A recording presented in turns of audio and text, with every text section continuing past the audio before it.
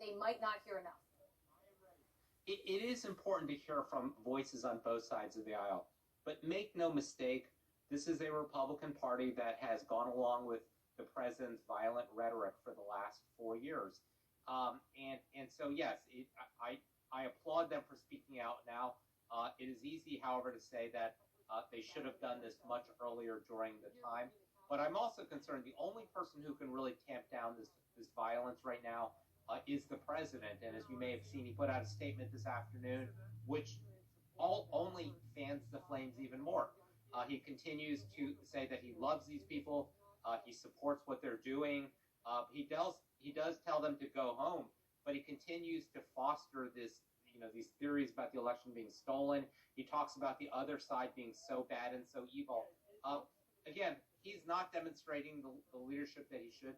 But again, this is not surprising. This is the way he has led this country for the last 4 years. Yeah, to your point, some of what he says, I know you heard, you had an election that was stolen from us. It was a landslide election. Everybody knows it. There are a few throwaway lines in that video that he put out on Twitter about going home. But the majority of it is focused on the same message he delivered just hours before to the protesters who ended up actually going to Capitol Hill and some of them getting inside. I'd be hard pressed to believe there's going to be a point at which the president comes out and says, what you're doing is wrong, you need to leave, and just leaves it at that. I can't envision anything like that happening. No, I mean, we have seen this from, August of 2017 in Charlottesville, Virginia, when we had white supremacists marching. This is a president who called them very fine people. This is a president who, during the presidential debate, talked to the Proud Boys, another white supremacist group, and told them to stand ready, stand by. So he has never disavowed these extreme elements among his supporters. And to be fair, the vast majority of his supporters, I'm sure, completely are appalled as well by what they are seeing. But there is a faction of people that are supporting Donald Trump that are actually standing ready and standing by his words. And when he says that the election is stolen by very bad people and that they should take the law into their own hands, they're going to do that. Okay, Chris, I'm going to leave it there. Thanks very much for sharing some time with us tonight. Really appreciate it. Chris Liu coming to us from Washington. It is now 6 o'clock Eastern. This is when the curfew imposed by DC's mayor is set to kick in. It is supposed to last until 7 a.m. Eastern tomorrow morning. As you can see, there are still protesters on Capitol Hill. There is a police presence there as well. It's hard to gauge, just given the viewpoints that we have at this moment, how many protesters remain on Capitol Hill, but we know that they do, that the curfew has not sent everybody home. I don't think anybody anticipated that it would. We have been watching this situation unfold in Washington now since this morning when President Donald Trump addressed supporters of his, continuing to make those unsubstantiated claims that the election had been stolen, that the results were fraudulent. That is the message that many protesters took as they marched from that rally to Capitol Hill to protest there, but they didn't stop at the steps of Capitol Hill. They instead were able to make their way in, past police, banging down doors, crashing through windows, even make it onto the Senate floor. That's something that hasn't happened since the early 1800s, actually, in fact. And so it is, when you hear it described as unprecedented, unbelievable, hard to explain. That's why it is something that we have not seen in modern history take place. It is something that both President-elect Joe Biden talked about to reporters earlier today, and then, as we were discussing with Chris there, President Trump. I want to play for you first some of what Joe Biden said a bit earlier today. At this hour, our democracy is under unprecedented assault, unlike anything we've seen in modern times. An assault on the citadel of liberty, the Capitol itself. An assault on the people's representatives and the Capitol Hill police, sworn to protect them. And the public servants who work at the heart of our republic. An assault on the rule of law like few times we've ever seen it. An assault on most sacred of American undertakings, the doing of the people's business.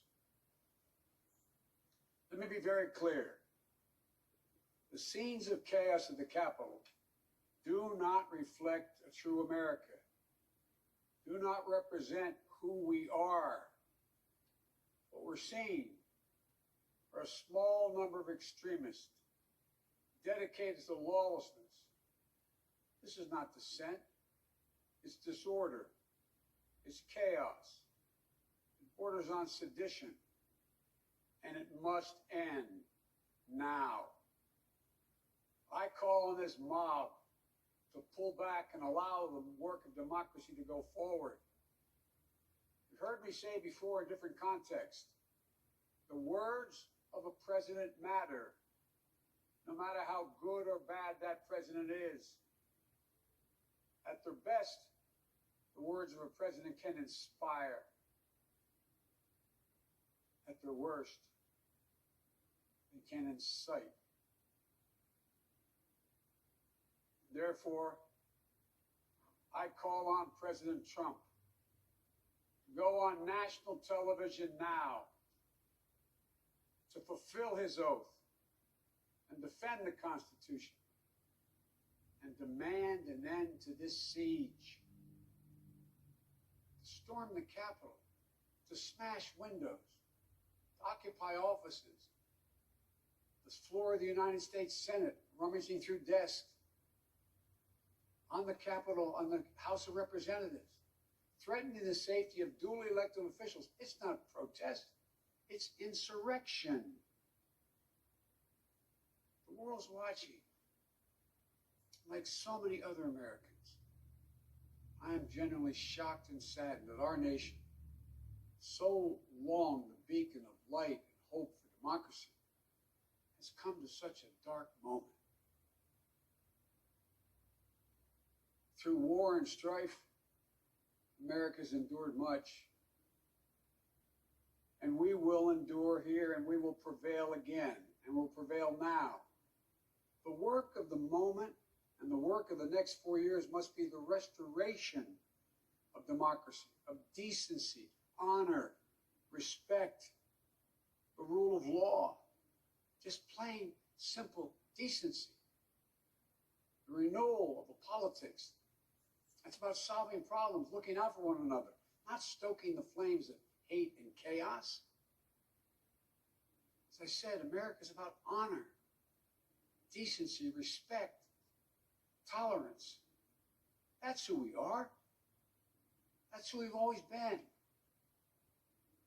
The certification of the Electoral College vote is supposed to be a sacred ritual. To affirm purpose is to affirm the majesty of American democracy. Today's reminder, a painful one, that democracy is fragile, and to preserve it requires people of goodwill, leaders with the courage to stand up, who are devoted not to the pursuit of power, or the personal interest pursuits of their own selfish interest at any cost, but of the common good. Think what our children watching television is thinking. Think what the rest of the world is looking at.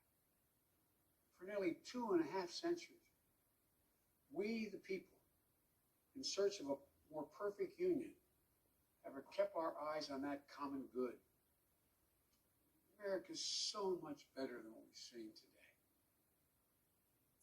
Watching the scenes from the Capitol, I was reminded as I prepared other speeches in the past, I was reminded of the words of Abraham Lincoln in his annual message to Congress, whose work has today been interrupted by chaos. Here's what Lincoln said. He said, "We shall nobly save or merely lose the last best hope on earth." Went on to say, "The way is plain, peaceful, generous, just. A way which, if followed, the world will forever applaud, and God must forever bless." The way is plain here too. That's who we are. It's the way of democracy, of respect, of decency, of honor, and commitment as patriots to this nation. Notwithstanding what I saw today, we're seeing today, I remain optimistic about the incredible opportunities. There's never been anything we can't do when we do it together. And this god-awful display today is bringing home to every Republican and Democrat and Independent in the nation that we must step up. This is the United States of America. There's never, ever, ever, ever, ever been a thing we've tried to do that we've done it together, we've not been able to do it. So President Trump, step up. May God bless America. May God protect our troops and all those folks at the Capitol who are trying to preserve order. Thank you, and I'm sorry to have kept you waiting. That is President-elect Joe Biden urging President Trump to step up and address his supporters, many of whom, in fact, stormed Capitol Hill, and some of whom made it inside Capitol Hill in pretty much an unprecedented series of events that took place this afternoon and into this evening. Now, as President-elect said, he urged President Trump to make a statement on national TV. President Trump did not do that. He issued a statement full of mixed messages on Twitter. Have a listen. I know your pain. I know you're hurt. We had an election that was stolen from us. It was a landslide election, and everyone knows it, especially the other side. But you have to go home now. We have to have peace. We have to have law and order. We have to respect our great people in law and order. We don't want anybody hurt. It's a very tough period of time. There's never been a time like this where such a thing happened, where they could take it away from all of us, from me, from you, from our country. This was a fraudulent election, but we can't play into the hands of these people. We have to have peace. So go home. We love you. You're very special. You've seen what happens. You see the way others are treated that are so bad and so evil. I know how you feel. But go home and go home in peace. You can see what I mean about mixed messages there. There are a couple of lines telling protesters to go home, as you heard at the end there, go home in peace. But the majority of that message is iterative of what he said throughout the day and throughout the past few months since the November election, falsely claiming without evidence that the election was stolen, that the results were fraudulent. In fact, at 6:01 p.m. Eastern, the president issued another tweet, and 6 o'clock just happens to be when the curfew in Washington, D.C. was supposed to be imposed, is being imposed from 6 to 7 a.m. He tweeted, "These are the things and events that happen when a sacred landslide election victory is so unceremoniously and viciously stripped away from great patriots who have been badly and unfairly treated for so long. Go home with love and in peace. Remember this day forever." Once again, mixed messages and a reiteration of those unsubstantiated claims the president has continued to make since the November election. For more on this, I want to turn to Bruce Heyman, the former U.S. ambassador to Canada. He's with us from Chicago. Hi, Ambassador Heyman. Good to see you. Thank you for making the time. Good to see you as well, Bashi. Let's start on those mixed messages, because the video was one thing, and now we have a tweet basically saying this is what happens when, as he says, when a sacred landslide election victory is so unceremoniously and viciously stripped away from great patriots. Once again, claiming something there is no evidence of. So this is a man who's used that kind of language, trying to dance in between everything all along. Remember fine people on both sides in Charlottesville where the Nazi flag and the Confederate flags were waving? Remember in the debate where they talked about, the white supremacists, the Proud Boys, and he goes, "Stand down, stand by." That was his repudiation. And to sit down and say, "We love you, this is just great, and this is what happens when you steal my election." No, this is what happens when you tell them to go march to the Capitol. This is what happens when you incite people. This is what happens when you turn people against people. He is a very, very dangerous man. And he is in the final throes of his presidency, and he's being becoming an extreme of himself. And that puts the country at very high risk over these next few days. Never in my wildest imagination would I have ever thought the U.S. Capitol would be stormed by people at the urging of the President of the United States of America.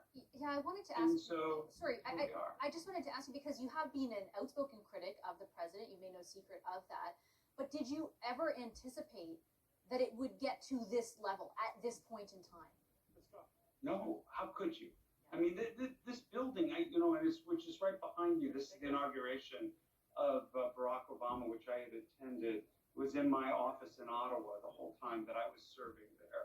And this is a building that has been there for several hundred years with no intrusion of any consequence. There was some small intrusions that took place over time, but for the most part, these Americans attacking our building where we're ready to confirm the next president of the United States. And in that, they were trying to circumvent the normal course of order of the shift and changeover of power of the country. It's not going to happen. But boy, they did the damage. And it's not the damage of the windows and the offices, and it's the damage they've done to our democracy in this process. We just were speaking with Chris Liu, who I'm sure you know, who worked for President Obama and was on the transition team.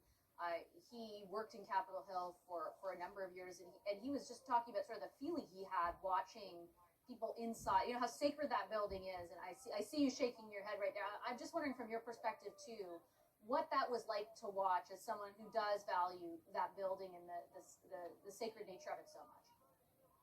So my first internship, I interned on the Hill, and I remember every time I would walk with the congressman over to that building, I was confirmed by the Senate in that building. I sat at inauguration in front of the building. To see the desecration, to see what it was taking place by fellow Americans, it was just heartbreaking to me, shocking, upsetting, and all at the time instigated by our president, which is that much more difficult for former ambassador and somebody who has sworn to preserve and protect the Constitution of the United States against enemies, foreign and domestic. We may be talking about a domestic enemy to the Constitution when he isn't abiding by the natural course of order of how we elect our presidents and confirm them. And how do you explain this as someone who has represented your country in other countries, this one namely? How do you think this is perceived outside the walls of the United States, given the U.S.'s history as a pillar of democracy, as kind of the opposite of what we've watched unfold today? How do you explain it to other places? Or can you? Boy, honestly, it's hard to explain other than we mistakenly elected, and I believe he was elected, just like I believe Joe Biden was elected. This is how our system works. We mistakenly elected somebody who was so incredibly incompetent and hostile and racist and misogynist and incompetent and narcissistic that we put our very democracy at threat and at risk. And how do I explain that? I explain that it's an error by the American people. The problem is, as I travel to Canada, many Canadians tell me, how do I know you're not going to make that error again in 40, 16 years? So it's with a lot of Canadians that I've spoken with and others around the world that have said to me, they're sad, they're hurt, they're scared, and sorry for us. And boy, I felt sorry for us today. What do you think happens now? I'm asking because our viewers are looking at some live shots outside of Capitol Hill. The curfew came into effect 17 minutes ago in Washington, but there are still a lot of protesters. There seems to be a bit of an increased police presence, but not a huge. And I don't have a perfect perspective because I'm at the whim of the live shots that are coming in. Yeah. But there are still protesters outside of Capitol Hill. There's some representatives talking about impeachment. How do you see the next 24 hours going? What do you think happens next?